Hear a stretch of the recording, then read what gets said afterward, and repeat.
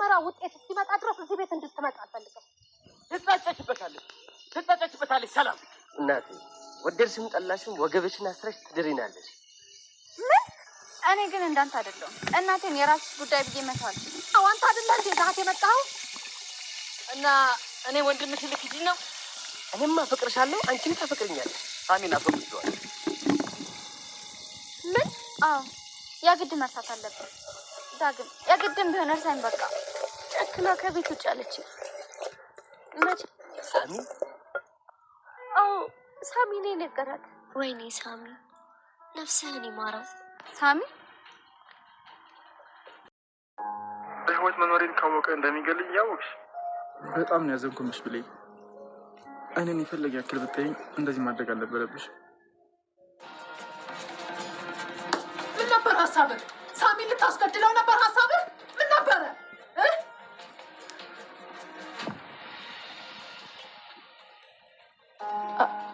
አዎ ሳሚ ትዝ አለኝ። የእውነት እናቴን ታውቃታለህ? ሳሚ እናቴ ማናት? እባክህን ንገረኝ። እኔ በእሷ ናፍቆት ልሞት ነው። እባክህን ንገረኝ ሳሚ። ተመስገን አምላኬ፣ ይሄን ባይኔ እንዳይ ስላደረከኝ ተመስገን። ልክ ነሽ። ቃል ልቀቂኝ። እኔ ልጄ ስላገኘትም አልሄድም። እግዚአብሔር ስራችሁን ይስጣችሁ። እኔ እናታችሁ አልሆንም። ዝም በይ። ከከብታሩ ጣምሽ ግግም ታልሽን ተነሹት። ሌባ ብላ ነበር ከቤት ያባረረችኝ። እኔ ሌባ ነኝ? የሰርቃይተሽ ነው ሌባ የምትይኝ? ሌባ ቤት ምን ፈልገሽ ነው የመጣሽው? ማዘር። ዝም በይ አንቺ። አታፍሪም እንዴ ደግሞ ማዘር ስትይ? እንደዛ አዋርደሽ ከቤት እንዳላስወጣሽ፣ የብሌንን ስም በውሸት አጥፍተሽ ልጄን ከቤት እንዳላባርሽ አሁን ሳታፍሪ ትመጫለሽ? ምን አይነት ደፋር ነሽ? አሁን ከቤት ውጭልኝ። እናቴ አንዴ ላስረዳሽ። ምንም የምታስረዳኝ ነገር የለም። አሰላሙ አለይኩም ወራህመቱላሂ ወበረካቱ። ውድና የተከበራችሁ ውድ ቤተሰቦቼ እንዴት ናችሁ? ደህና ናችሁ ወይ? እኛ ደህና ነን አልሐምዱሊላህ። እንግዲህ መሰሪዋ ቃልና በቃሉ ያው እንግዲህ መሰሪያቸው እየተጋለጠ ይገኛል። በዛ ላይ ደግሞ ሳሚ የበቃሉን ጥልቅ ሚስጥር የሚያውቀው ሳሚ በቃሉ ገድየዋለሁኝ ወይም አስወግጀዋለሁኝ ብሎ ነበረ። ግን አላስወግደውም፣ አልሞተም፣ ተርፎ በህይወት መጥቷል ማለት ነው። ያው እንግዲህ የቢሊየን እናት ማን እንደሆነች ይነግራታል ብዬ ተስፋ አደርጋለሁ። ቃል ግን እዚህ ጋር የተነፈቀች ትገኛለች። ምክንያቱም ሰላም አባራታለች ማለት ነው። ብሌን የሰላም ልጅ ናት፣ ግን አይተዋወቁም። ሰራተኛዋ ሆና ነው እየኖረች ያለችው። ምክንያቱም እናት በጣም ከባድ ነው እና ሳሚን ልገለው ነበር ያሰብከው ምን ነበር? እውነቱን ስለተናገረብህ ነው ምናምን እያለች በጣም እንትን ስትለው ነበር። እስቲ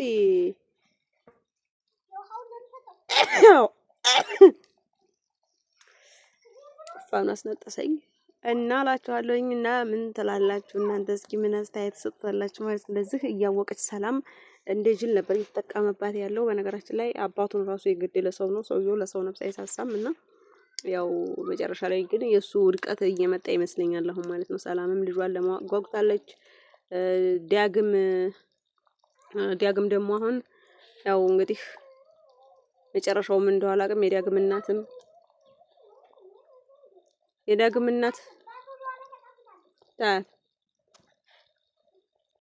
የዲያግም እናት ደግሞ ዲያግምና ብሌን እንዲዋደዱ ወይም እንዲፋቀሩ አትፈልግም ማለት ነው። በቆሎ እሸት እንብላ። በነገራችን ላይ ዛሬ ቅዳሜ ስለነበረ ገበያ በቆሎ ገዛዝተናል። ግን ተመችቶኝ ዛሬ ላልለቀው እችላለሁ ቪዲዮውን። ያው ነገ ነው ልለቀው እችላለሁ ወይ እሑድ ወይ ሰኞ አለኩላልን። እንደምታዩት በቆሎ እሸቱ በዚህ መልኩ ነው። እስኪ ስለነ ብሌን እና ስለነ ሰላም አውራቱ ልተውና ስለ ሀገራችን እሸት ላውራችሁ። ምን ይመስላል? አያችሁት? በቆሎ በክሰል ተጠበሰ ላችኋለሁኝ። እንደዚህ ያደረኩኝ እያራገብኩ በከሰል ጠባበስኩት። በጣም ነው የሚያምረው፣ በጣም ነው የሚጣፍጠው። የተዘራው ያው በመስኖ ነው ላችኋለሁ። እንደዚህ ያደረኩኝ በቀለም ባሌ እፊያ ነው ማራግበው። እንደዚህ ኑሮ መኖር ከተባለ ይኖራል ማለት ነው። ኢትዮጵያ ላይ እንደ ጎረቤትህ እንጂ እንደ ቤትህ እንጂ እንደ ጎረቤትህ አትኖር ነው። እዚህ ጋር ደግሞ መጣሁላችሁ ዳቦ ልጋግሬው የኮባውን እንትን ቅጠሉን ቀፍፌ ታነሳሁት በኋላ ይሄን እንጨቱን ማለት ነው አልጥለውም። እንደዚህ በደንብ አድርጌ ሽንሽን አድርገውና ከስር አደርገዋለሁ። ይሄ ዳቦ ጣዕምና በጣም እንዲጣፍጥ ያደርገዋል።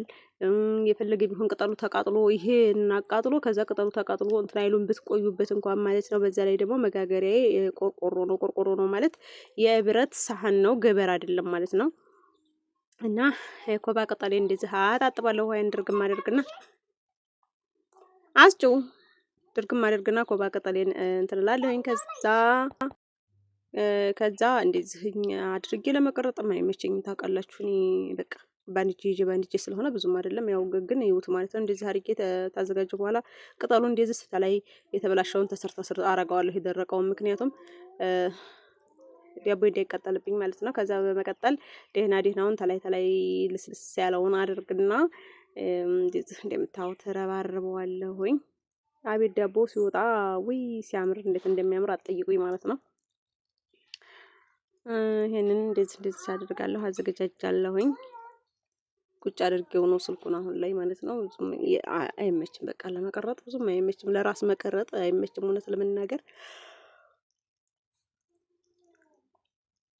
እንደዚህ ካደረኩኝ በኋላ ሊጤን አድርጋለሁኝ። ከዛና በብረት ሳህን አድርገሽ እንዴት ልትጋግሪው ነው የሚለው ጥያቄ እስካሁን እያቃጨለባችሁ ሊሆን ይችላል። አብሽሩ፣ ኑሮ በዘዴ ነው። እሺ ኑሮ በዘዴ ትላላችሁ። የኮባውን ቅጠል እስካሁን ድረስ ዝም ብዬ ነው እንደነገሩ ገለበቅኩት፣ እንደዛ አረኩት አላልኩም። ዝም ብዬ እንደነገሩ ውስጥ ጥለው የነበረው ለምን ተስር በጣም ረብረብ ማድረግ ስለፈለኩ እንጂ ሊጡን ልጥልበት አይደለም እዛ ላይ ማለት ነው እንዳያችሁት።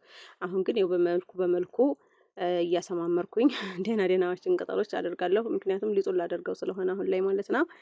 እንደዛ አድርጌ ካረኩኝ በኋላ ካለባበስኩኝ በኋላ ሊጡን አደርጋለሁ ማለት ነው። ቅጠሌ ተላይ ለማልበስ እንዲበቃኝ እንዳልጎዳው አድርጌ የሚተርፋቸው አይነት ከሆነ ተስር ታበዙበትም ቅጠሉን ችግር የለውም። ሊጡ እንደዚህ ሆኖ ቦክቷል ማለት ነው። ያውላችሁ ይሄንን ይመስላል። እዩት ሲያምር ሊጡ ማለት ነው። የሚወጣ እንጀራ ከምንድን ነው የሚባለው? ተምጣዱ ያስታውቃል ነው። እና ሲያዩት ያላማረ ሲበሉት ያቅራል ያላል ያገሬ ሰው። እና ሲያዩት ራሱ ሊጡ በጣም የሚያምር ነው። ዳቦውም ሲወጣ ደግሞ የሚያምር ነበር የሆነው። ምክንያቱም ዳቦውን ሰው ላይ በስለህር ነው። ቆርሽ እንዳላሳያችሁ ቆርሽ ማሳየት አልችልም፣ ግን ተወጣ በኋላ አሳያችኋለሁ። ችግር የለውም ማለት ነው። እና ሊጡ ብዙ ስለሆነ 2 ኪሎ ተግማሽ ዱቄት ነው ያቦካሁት። ሳህናይቱ ትንሽ ስለሆነች ቀንሽ አደርገዋለሁኝ ማለት ነው እንዲበስልልኝ። አንዴ ሙሉ ለሙሉ 2 ኪሎ ተግማሽ ዱቄት አንዴ ባረገው ሳህኑ ትንሽ ስለሆነ ትንሽ እንትን ይላል ማለት ነው። ስለሚጠበው ቦታው እንትን ይልብኛል ማለት ነው። እና እንደዚህ አድርጌ ዘርጋ አረገውና እንትኔን ቅጠሌና ለባብሼ እጥደዋለሁ ማለት ነው። እጥደዋለሁኝ እንደዚህ አረጋለሁ። ኢትዮጵያ ያላችሁ ፍሩን የለ በፍሩን አልጋግረው ደግሞ እንዲሁም ደግሞ ገበር የለኝም። አብዛኞቻችን ገበር ቶሎ አንገዛምና በተለይ ተዛ የመጣ ልጆች እና ገበር የለኝ። በምን ጋግረዋለሁ? አቦ የሆነ ዲፎ ለመድፋት በገበር ምናምን እሺ ትላላችሁ አይደለ? ምንም ገበር አያስፈልገውም። ርቀት ጉዞ መጓዝ አይጠበቅባችሁም። ቀለል ባለ ነገር ቀለል አድርጋችሁ ህይወታችሁን መኖር ትችላላችሁ ማለት ነው። ህይወታችሁን ቀለል አድርጋችሁ የምትኖሩበት ዘዴ ደግሞ ይህ ነው ማለት ነው። ሰሃን አለ 900 ብር የምትገዛ ጎርጎድ የሚያላለች ዘርጋ የሚያላለች ብቻ ቆለፍ ያለች ሰሃን አለች ማለት ነው። የብረት ሰሃን ያንን በዛ በብረት ላይ አሁን እንግዲህ ተላይም አድርጌበታለሁ። ይሄንን ለምን ተላይም ስለማነድበት እንደ እሳት እንዳይነካው ብዬ ነው ማለት ነው።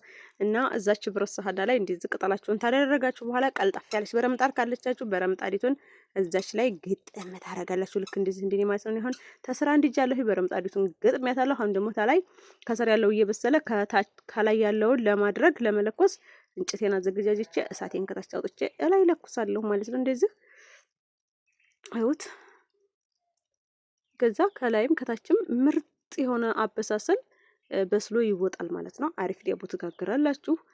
በጣም በቃ የሚጣፍጥ ቀላል፣ እንጨት አይፈጅም። ለምን አንደኛ ደረጃ እንደ ገበሩ አሁን ገበር በሀገራችን ድፎ ሲደፋ ኩበቱን ምኑን ተጋፍጦ ነው አይደለም። ከተማ ላይ ለምትኖሩ ሰዎች ቀለል ባለ እንደዚህ እንጨት ፈለጥ አድርጋችሁ በጭርፉት ፏቾቹ ታታችም ያለው በረምጣር ነው ከላይም ያለው በረምጣር ነው። ቀስ ብሎ በማንደድ በከሰል ራሱ ይበስላል። ሰፋ ያለ ማንደጃ ያላችሁ ሰዎች ማለት ነው። የኔ ያው ፌርሞን ላይ ትንሽ አነስ ያለች ስለሆነች ይሄንን አትጥድልኝም ማለት ነው። ስለዚህ እንደዚህ ነው ያደረኩትኝ። ጉልቻ ጎልቼ እንደዛ ነው ያደረኩትኝ። ታላይ እንደዚህ በዚህ መልኩ እያነደርኩበት ነው። ሁላችሁ ዳቦ ወጣ ማለት ነው። ምርጥ ዳቦ ነው ሆኖ የወጣው። ያው ቆርሻ ላሳያችሁ ነው። በሽም ታውጭ ስታውስ እንዴት እንደሚያምር ታያላችሁ አይደል? ቆርሻ ላሳያችሁ ይሄ ሰው ነው። በሉ ላይክ እና ሼር እንዳይረሳ። ባይ